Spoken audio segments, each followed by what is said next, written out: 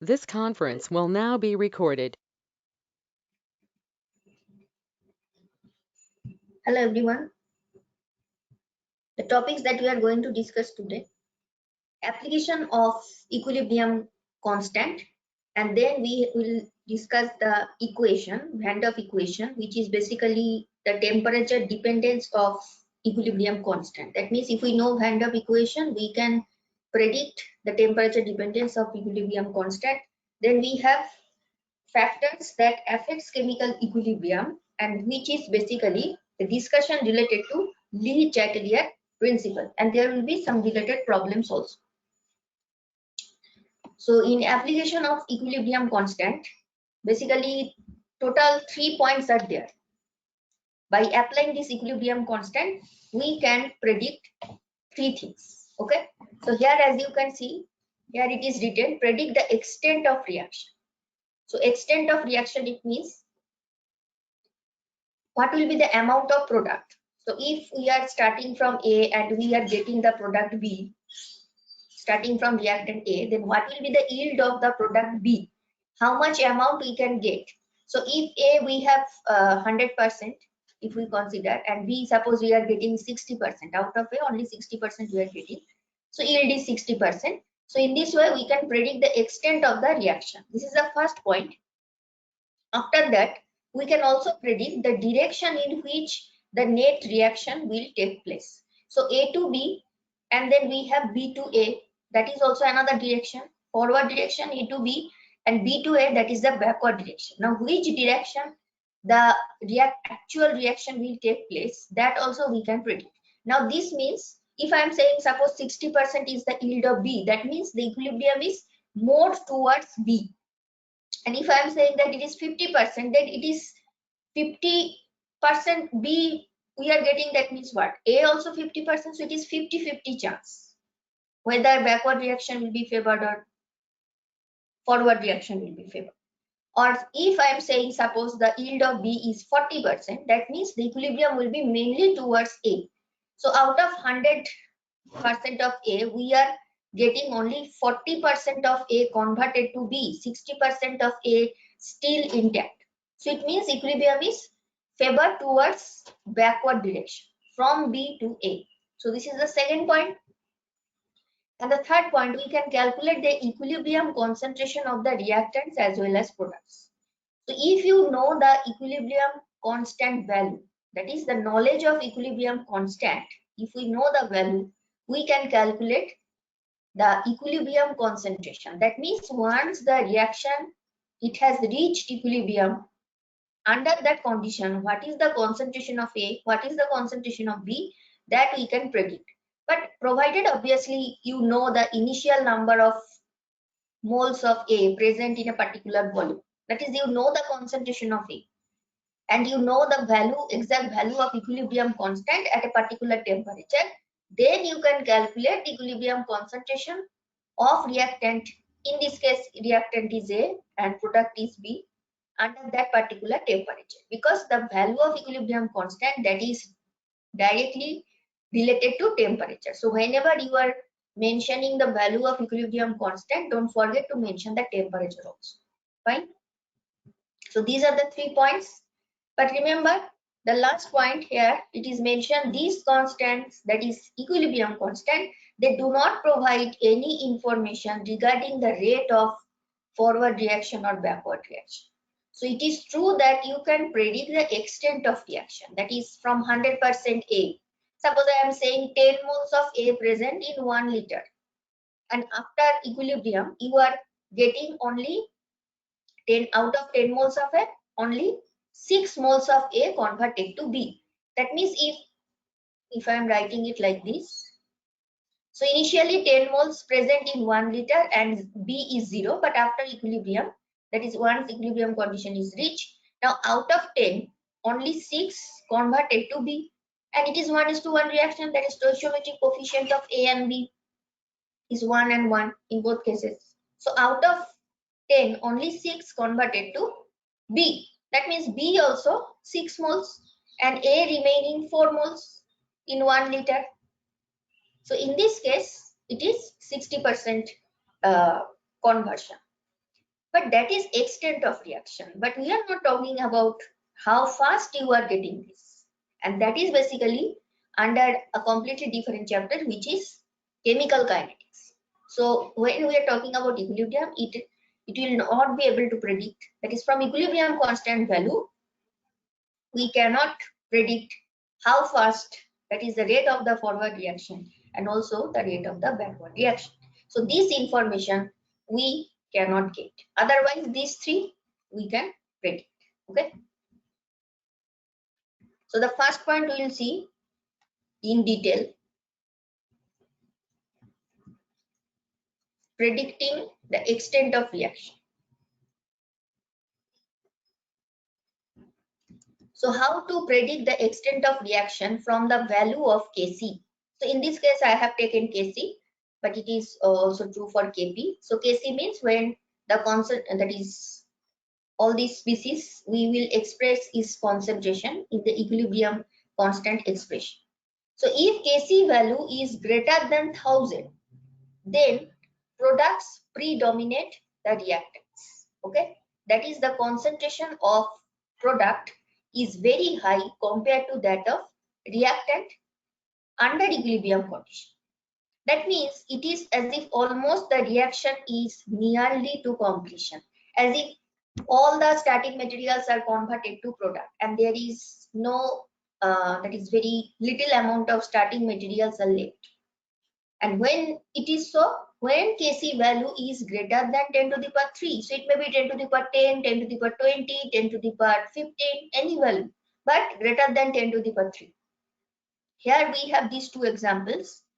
Hydrogen gas is reacting with chlorine gas and we are getting 2 moles of hydrochloride gas. Kc value in this case, look at the power of 10, it is 10 to the power 31. Obviously, temperature is mentioned at 300 Kelvin. So we can predict that when it is 300 Kelvin temperature, then the reaction is almost complete because the value of Kc is greater than 10 to the power 3. Similarly, the second example, 2 moles of carbon monoxide gas reacting with 1 mole of oxygen, it is producing 2 moles of carbon dioxide gas. In this case, the power of 10, 10 to the power 22. This value is not so important. Important is what is the power of 10 and it is greater than 3. Fine. So, as it is 10 to the power 22 at 1000 Kelvin, so we can say if we are maintaining the temperature 1000 Kelvin, then this reaction that will be nearly to completion. That is mostly under equilibrium condition. Mostly you will have in the reaction mixture carbon dioxide, not CO or O2. Fine. But don't forget to mention the temperature because the same reaction, if I am decreasing the temperature, obviously the value of Kc itself will be changed. So in that case, it may not be so high. If the temperature is suppose 0 degrees centigrade, so obviously it will largely affect the value of this Kc. And in that case, you cannot say that it is nearly to completion. So temperature must be mentioned properly. So this is the first point, predicting the extent of reaction. Kc value, if it is lesser than 1 by 1000, that is 10 to the power minus 3. Now we will say that reactants will predominate in the reaction mixture. So in this case, the reverse is the condition. Now concentration of product is very less compared to the concentration of reactant. But we are talking about equilibrium concentration, not concentration at any time. Provided equilibrium condition reached under that particular temperature which is mentioned, then you can look at just look at the value of Kc. If it is lesser than 10 to the power minus 3, then we can say that the reaction hardly proceeds towards product. So here backward reaction is predominating. Example, here we have 1 mole nitrogen gas reacting with 1 mole oxygen gas. It is producing 2 moles of nitric oxide. Kc value at 298 Kelvin, which is around room temperature, 10 to the power minus 31. It is very, very less. So once equilibrium is reached in the reaction mixture, you will mainly have these two reactants, nitrogen and oxygen gas. There will be almost no nil amount of nitric oxide. Similarly, if you consider the second reaction where water molecule is decomposed to hydrogen gas, oxygen gas, temperature is 500 Kelvin. Okay, look at the value. It is 10 to the power minus 48. It is even lesser than the previous value.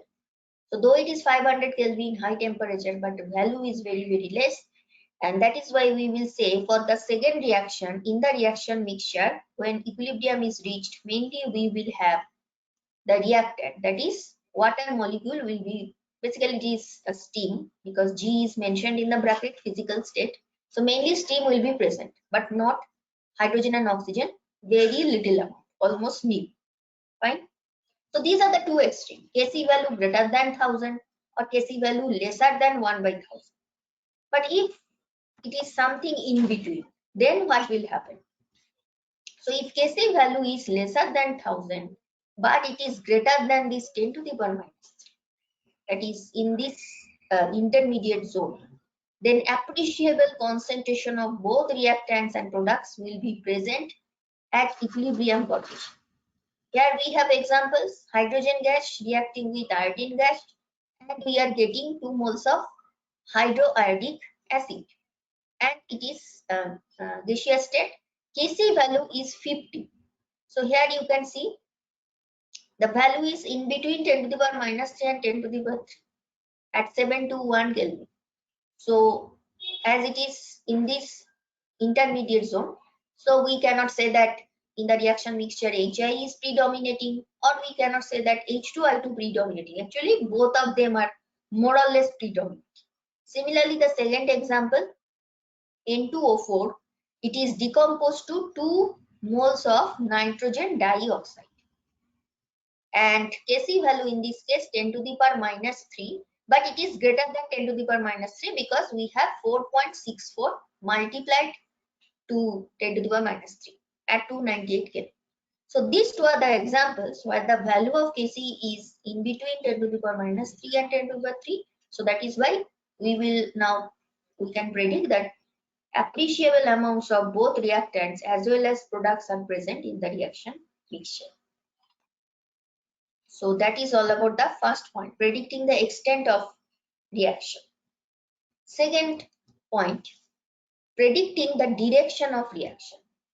So which side will be more, the reaction will continue, that we will now predict. For this purpose, we need to know a quantity which is basically known as reaction quotient. And reaction quotient, it is expressed as capital Q. Now that is the general form, just like equilibrium constant. How we express it? We express it by K. Now it may be Kc, whether you are expressing it in terms of concentration, or it may be Kp, if you are expressing in terms of partial pressure. Similarly for Q also, it may be Qc, or it may be when it is molar concentration, or it may be Qp if it is expressed in terms of partial pressure. Now what is reaction quotient Q, and what is the difference with Q? Is it same or is it different? Now there is difference, but sometimes it may be same also. So what is the definition of it? Which is defined in the same way as the equilibrium constant. That is just like equilibrium constant you express in terms of concentration or partial pressure. So when you will express Q, it is actually same. But what is the difference? Except that the concentration terms in Qc or partial pressure terms in Qp, it may not be the equilibrium values. Okay. So what it means? It means Kc, Kp, just the way we express it, that is concentration or partial pressure, same way also Qc, Qp you can express, but not necessary. It is the equilibrium concentration or it is the equilibrium partial pressure. That is not necessary. But when it is Kc or Kp, it has to be equilibrium concentration. It has to be equilibrium partial pressure, not just any concentration at any time of the reaction going on, or any partial pressure value of reactants and products at the any time of the reaction. No, if you are considering any time, then it will be a reaction quotient, and that is the difference between Q and K. So here we have this reaction A moles of capital A reacting with B moles of capital B. It is producing C moles of capital C and D moles of capital D. Now, how we have expressed Q? Concentration of C to the power its stoichiometric coefficient, then concentration of D, concentration stoichiometric coefficient. Now, subscript it is written T. Now, this T means at any time of reaction, that is actually T. But suppose I am saying it is equilibrium already reached, then the time will be expressed as EQ. So if you are writing, it is basically QC.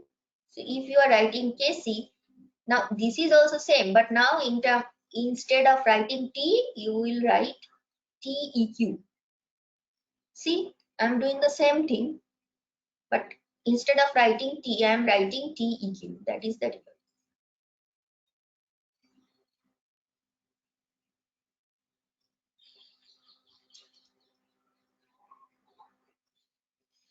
So in this way, we can express KC. But when it is QC, now it is at any time.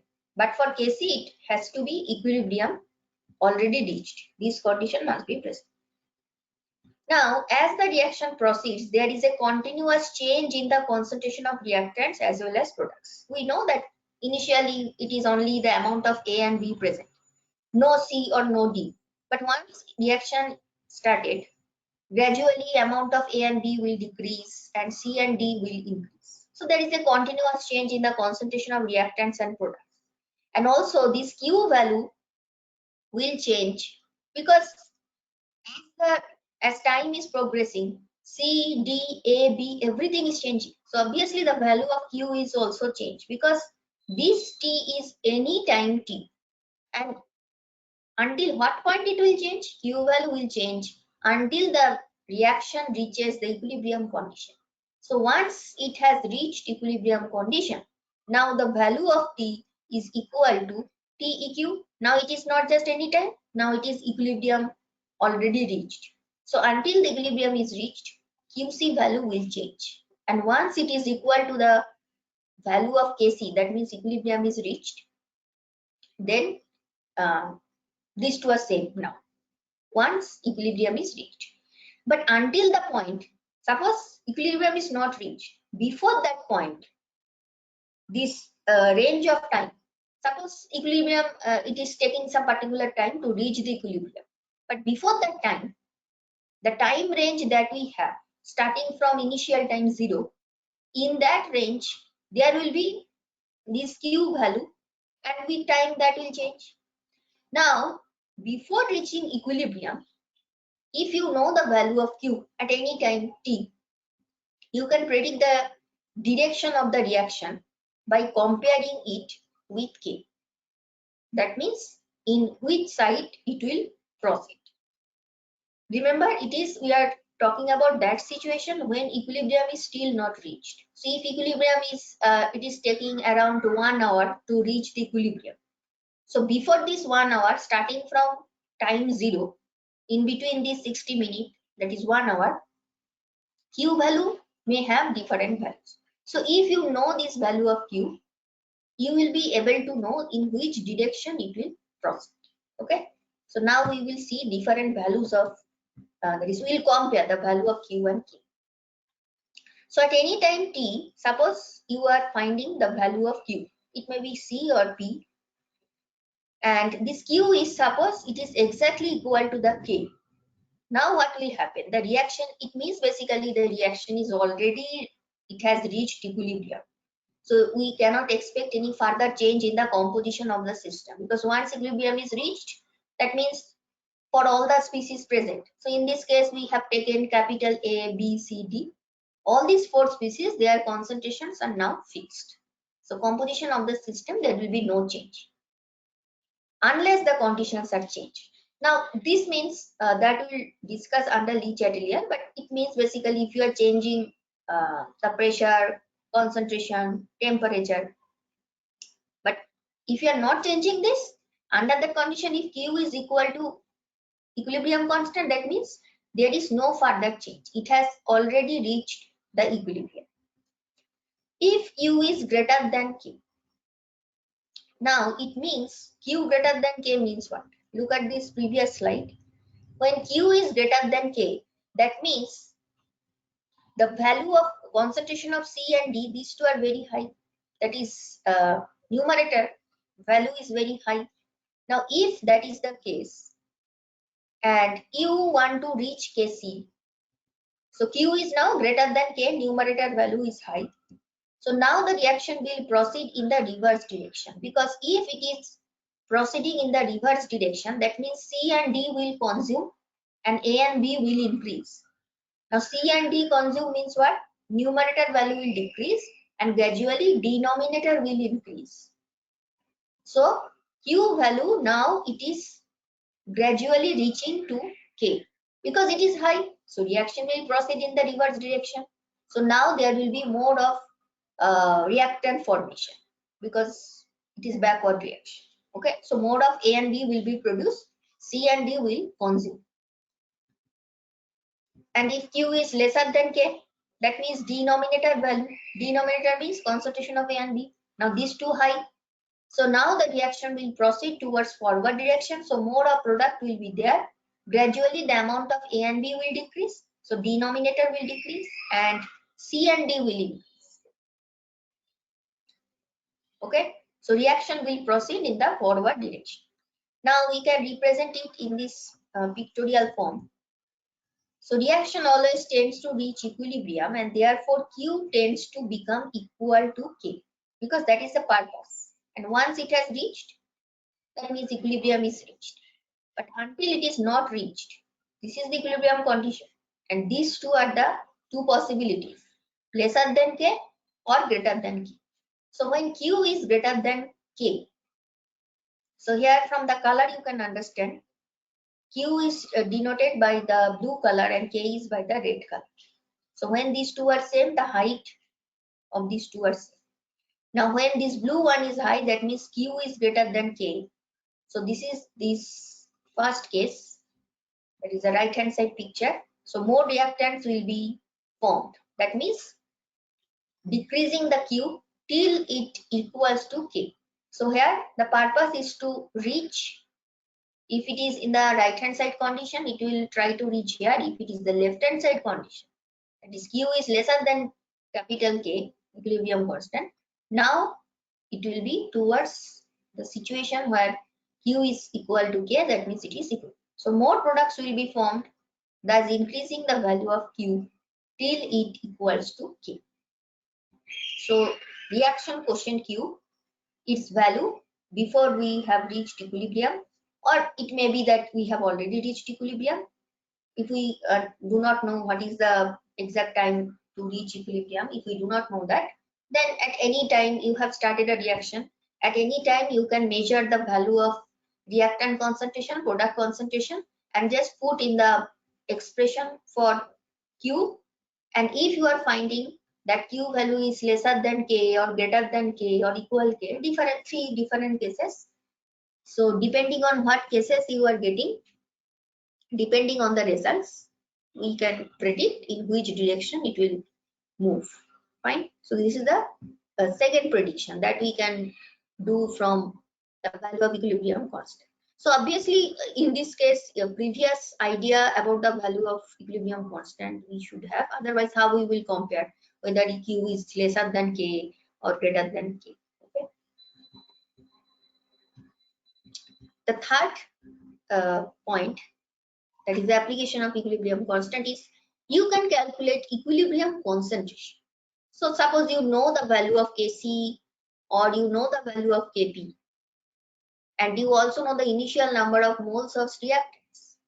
So in that case, we can predict, we can basically calculate the equilibrium concentration of all the species. If equilibrium concentration of reactants and products are known for a reaction, then the equilibrium constant can be calculated and vice versa. That means vice versa. If equilibrium constant value is given, then you can calculate the equilibrium concentrations. And if you know the equilibrium concentrations, then also you can put it in the expression of equilibrium constant, and In this way, you can calculate equilibrium constant. So that is it is written at that you can calculate equilibrium constant or the vice versa. That is the reverse process. Basically, we are discussing here the reverse process as if you already know the value of Kc and now you are trying to calculate the concentration of all the species present, reactants as well as products. So here the example that we have taken is, suppose there is X moles of hydrogen gas and X moles of iodine gas, because it is 1:1 reaction.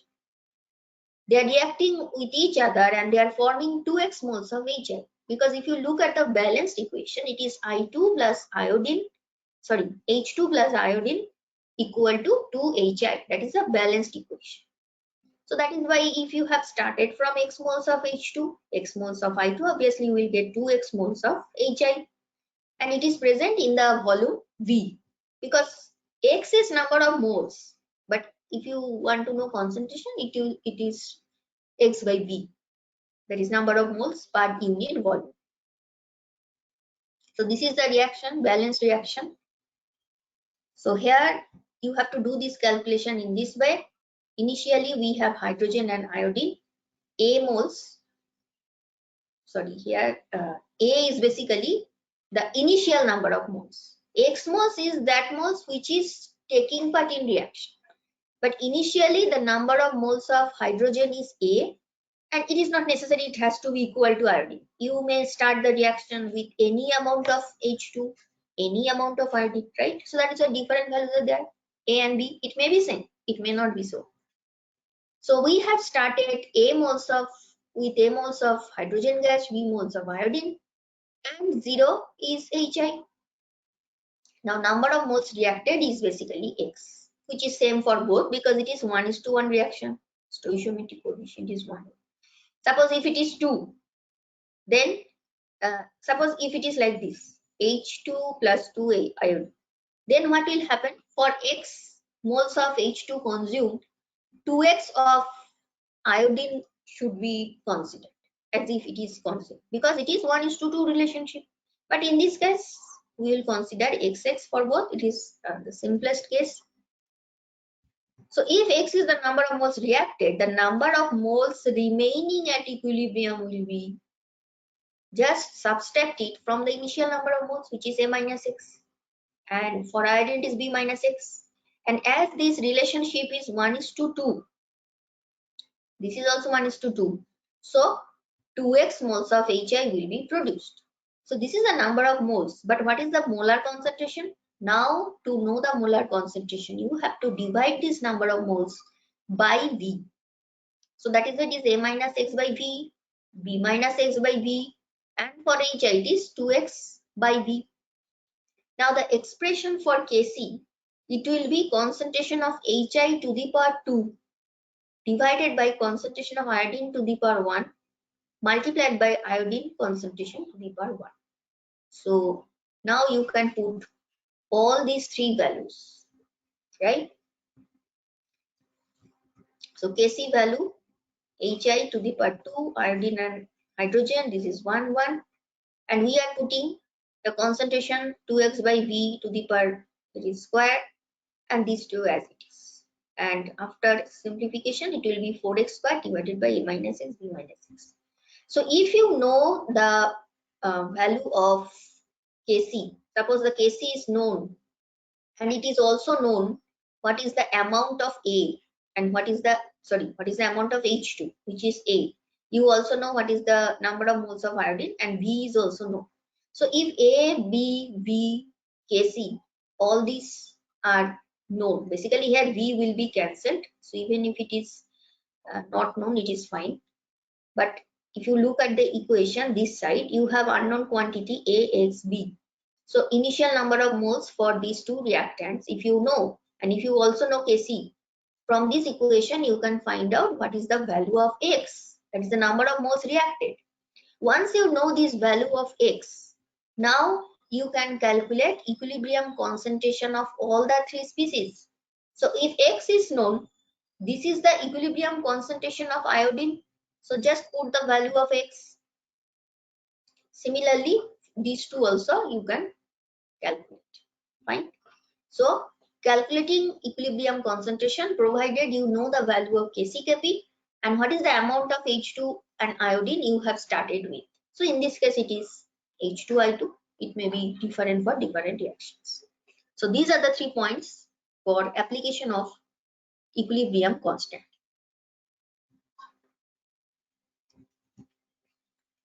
Next is temperature dependence of equilibrium constant. We have already seen that equilibrium constant, the value itself is changed if you change the temperature. So that is why whenever we mention equilibrium constant, we always mention the temperature, because the same reaction. Just take the example of the previous equation. You are reacting H2I2, you are getting hydroiodic acid. So this reaction is also temperature dependent. So whenever you are mentioning the Kc, it should be also, that is, the temperature also should be properly mentioned. Now, if you change the temperature, the Kc value, it may increase or it may decrease. But how to know that? So this equation will help you to predict that with increase of temperature or decrease of temperature, what is the effect on Kc? And that is actually temperature dependence of equilibrium constant. Okay. So Van der Waals equation, it gives us the quantitative temperature dependence of equilibrium constant. So it is not just qualitative. Qualitatively, we already know that if we increase the temperature and if it is exothermic reaction, this prediction that I'm discussing right now, this basically you can do from thermodynamics also. That is, if you just qualitatively, if you want to predict that if with increase in temperature, the Kc value will increase or decrease. Simply, yes or no. If you just simply want to predict that, then the information is enough whether it is exothermic reaction or endothermic reaction. So exothermic reaction means in thermodynamics chapter we have seen that Delitzsch value, that is actually negative. But for endo, the Delitzsch value is positive. So if you have this information, this much information is enough, that you know the reaction, whether it is having enthalpy change negative or enthalpy change positive. If you know this, you can easily say that with increase in temperature, what will be the effect on Kc. But if you want to know quantitatively, that is, what is the actual change. So when temperature is suppose 500 Kelvin, Kc value is X. But when temperature is 1000, Kc value is Y. So now this exact value of X and Y, if you want to know, that is actually the quantitative temperature difference, not just qualitative. Qualitative means you are simply saying it is increasing or decreasing. But actual value you want to know, that we can understand from Van der Waals equation. So quantitative temperature dependence of equilibrium constant with temperature. The relation, now how we are getting this, it is basically based on this relation that we have seen in thermodynamics chapter, the relation between standard free energy, that is del G naught value, and equilibrium constant. This is the relationship. Del G naught is equal to minus RT ln K or RT 2.303 log K. So this K is basically equilibrium constant. Fine. Now, in this relationship, if we put the value of del G naught value is del H naught minus T del S, right? So we know this relationship del G naught is equal to del H naught minus T del S. So now in this equation, in the left hand side, we will put this, right? So until this point, it is fine. Next point, what we will do, if both sides we are dividing by the value of RT, then what we will get? So in the left hand side, we will get del H naught divided by RT, then minus del S naught, TT will be cancelled, so only R is left, and then minus ln K. We will be left with this. Now negative sign, if I am bringing in the left hand side, now it is positive, it is positive. Okay. Now this ln, suppose I am saying it is in terms of partial pressure, so it will be ln Kp. So I am writing this again. ln Kp is equal to minus del H naught by RT plus del S naught divided by R. Now this equation you can compare with y is equal to mx plus c. How we will compare? So y value is actually here ln Kp. So y value is ln Kp. Then m is slope. This is slope.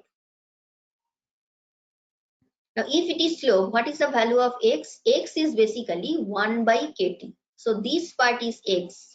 That means minus del H naught by divided by R. That is actually m. And this part is c. So minus del H naught divided by R. This is actually m. That is slope. And see here slope is negative, right? And x is 1 by t. Now if we draw a plot where y and x axis, y axis we will take ln Kp and x axis we will take 1 by t. So in this plot the slope will be minus del H naught by R and intercept will be del S naught divided by R. So see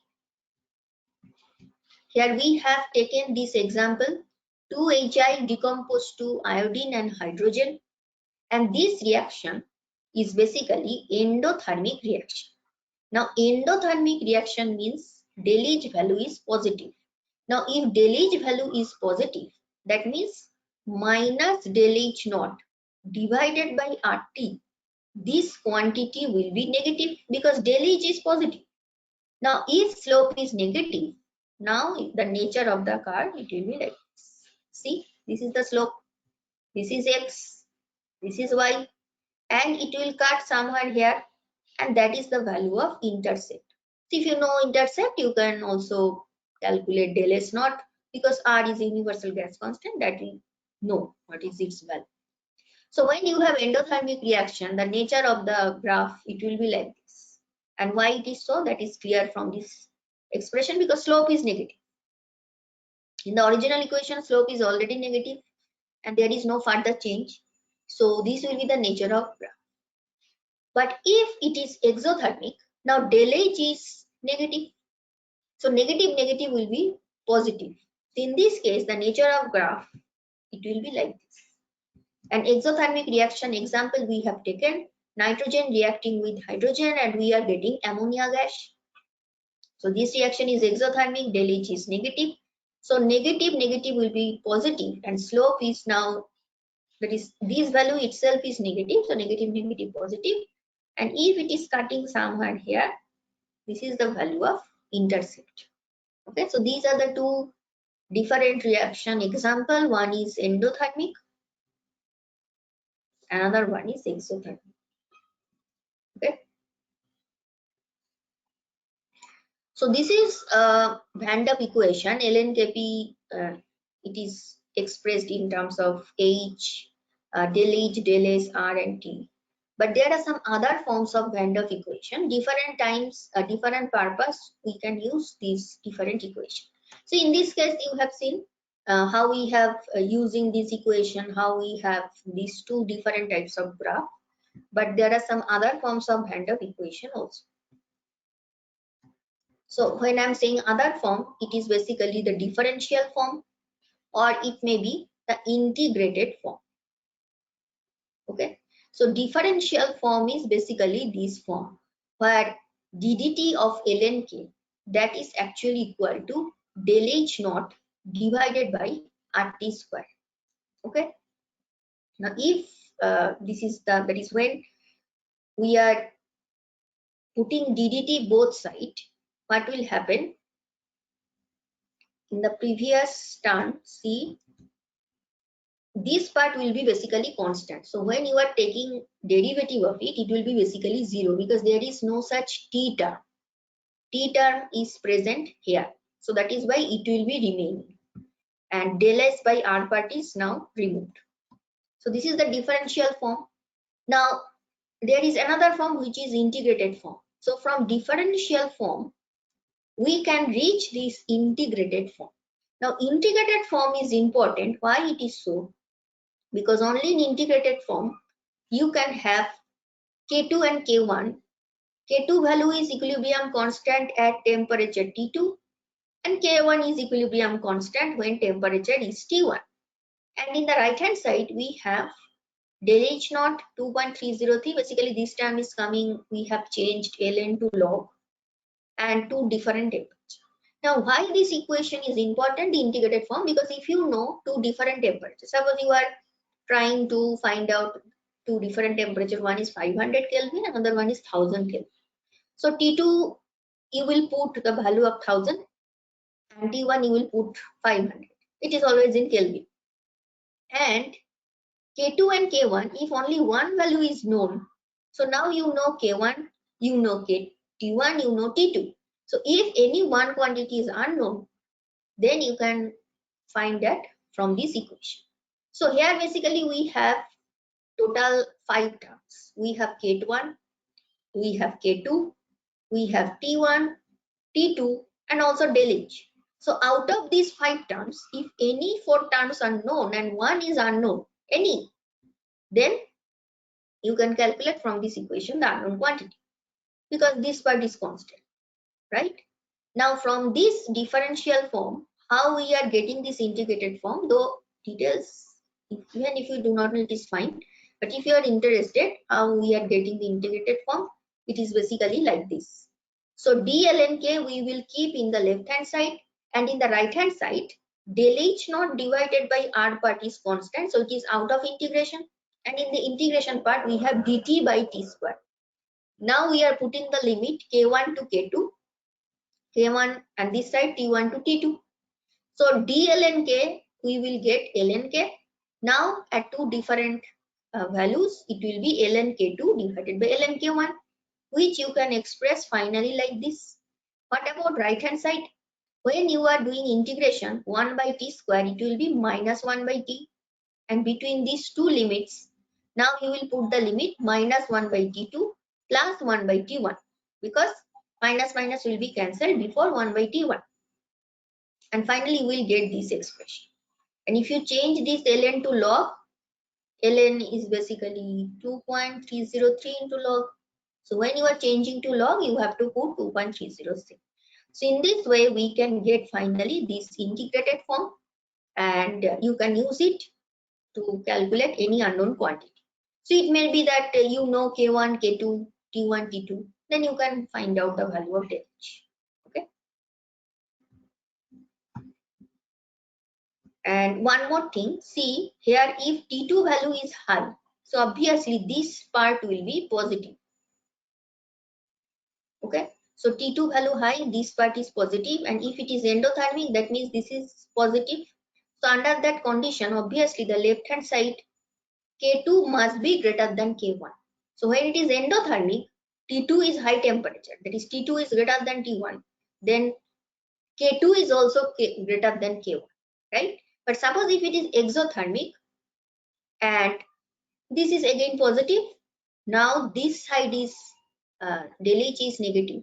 That means now K2 is lesser than K1. So from this integrated form also, you can understand how qualitatively we were saying, which is basically we are saying in thermodynamics, but that also you can do now, right? Now here we have a problem which is related to Van der Waals equation. Which of the following lines correctly show the temperature dependence of equilibrium constant K for an exothermic reaction? Now what reaction, that is not given and that is not required also. Here we have total 4 lines. Line A, which is straight line, line B, which is dotted line. These two are dotted, but from the side you can see, you can clearly understand the 4 lines are different, right? So in the x-axis we have 1 by T, which is expressed in Kelvin, and in the y-axis we have ln K. Remember, ln K or ln Kp, whatever, it is basically del H naught divided by R. I am writing it in this way. So this we have done it, and y equal to m into x plus c.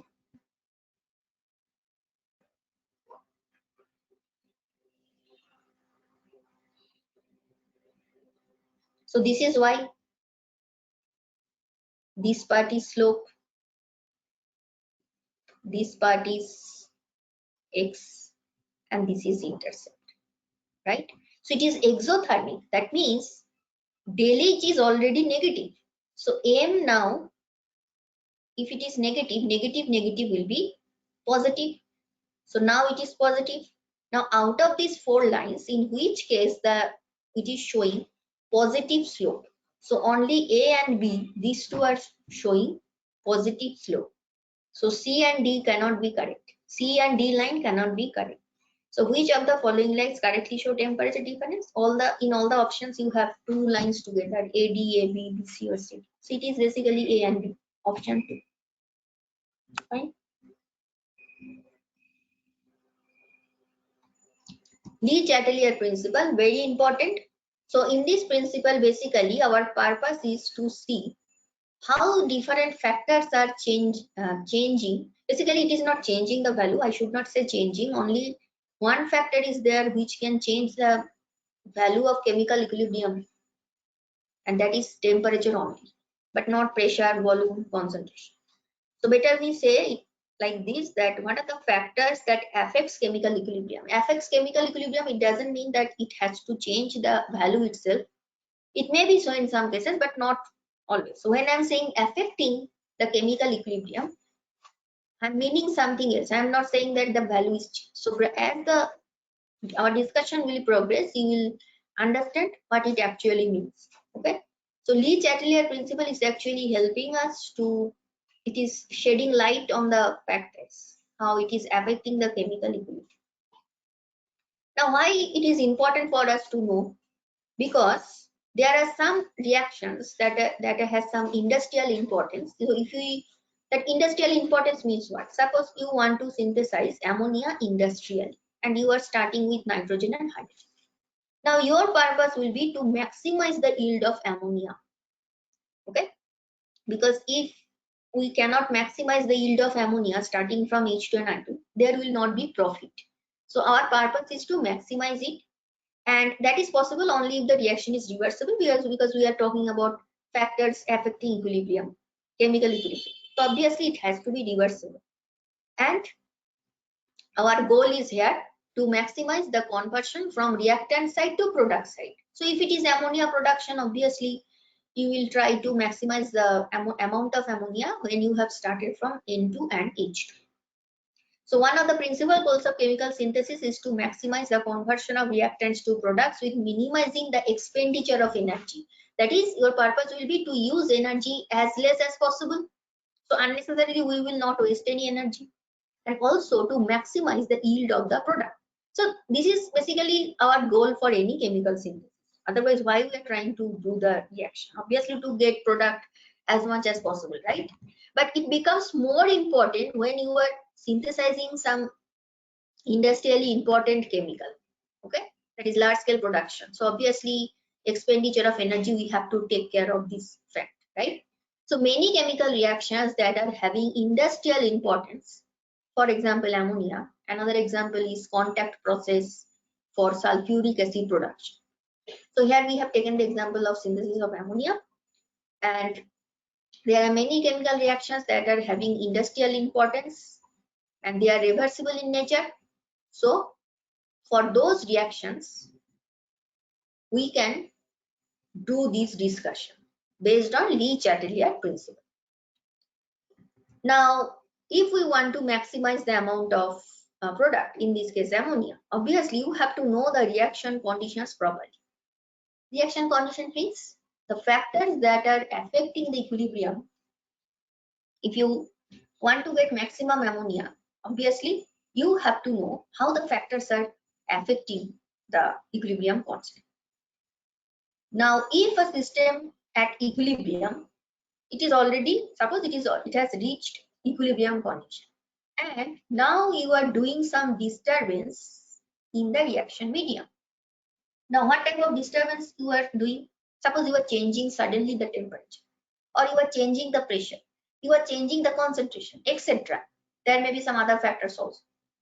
Then, as equilibrium is already reached and now you are bringing some external disturbance, then what will happen? Now the system will always try to adjust itself to re-establish the equilibrium. Okay.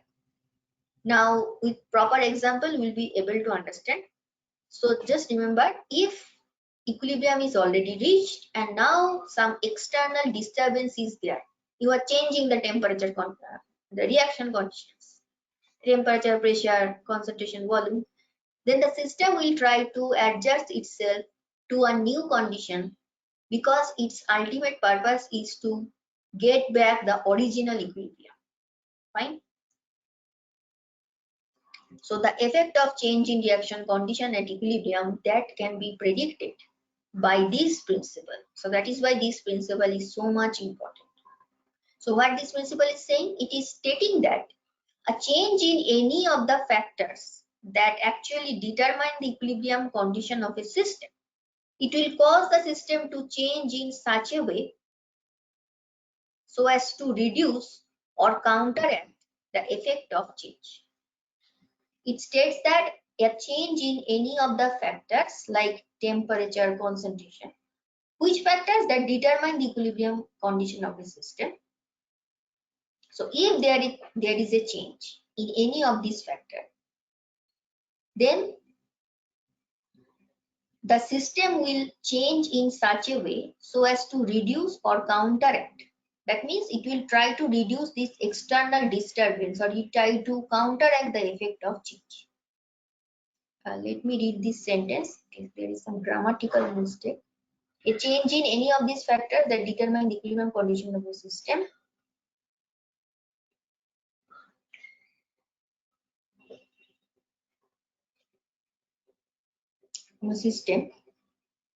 will cause the system. Okay, it is fine. Actually, this Le-Chatelier principle in different textbook you can see it is stated in different ways. There is not a fixed statement for this, but the ultimate thing it is trying to say is that if there is any external disturbance, this equilibrium will try to counteract it, to nullify the effect of this new change. And it is not just for chemical reactions. You can apply this Le-Chatelier for all physical process as well as chemical. That is physical equilibrium as well as chemical equilibrium. Remember, when we have started this equilibrium chapter, we have also seen some examples of physical equilibrium, like phase transition, or you are dissolving some solid in liquid like this, evaporation. So it is applicable for both physical equilibrium as well as chemical equilibrium. Okay.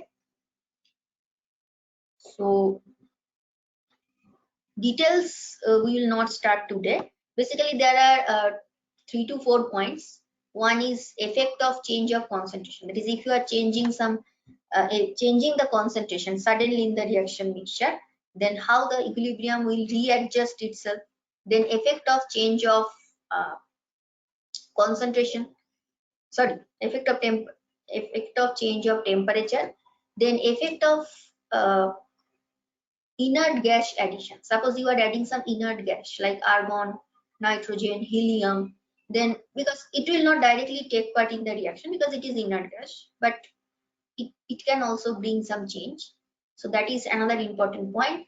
And also we will see when we add catalyst if there is any effect on the equilibrium. So all this will be discussed in the next class. We are at the end of the session. Thank you for listening.